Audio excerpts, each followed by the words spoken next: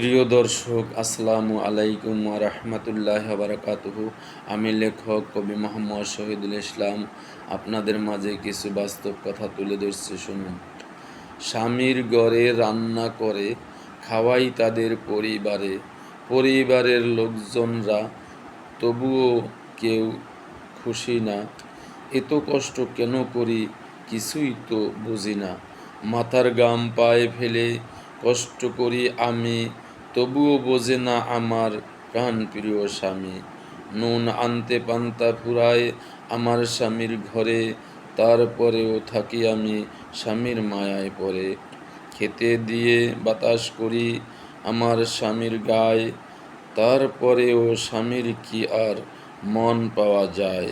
স্বামী উঠতে বসতে দেয় রে গালি, গালির আর নাই, গালির আর শেষ নাই।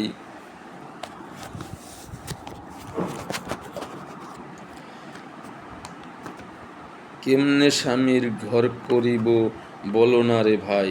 স্বামীর মতো ভালোবাসা স্ত্রীরা কি পায়? মনের মতো স্বামী হলে সব সহ্য করা যায়। এটাই বাস্তব। আল্লাহ হাফেজ। যদি আপনাদের ভালো লেগে থাকে তাহলে লাইক, কমেন্ট, শেয়ার এবং সাবস্ক্রাইব করে আমার পাশে থাকুন। আল্লাহ হাফেজ।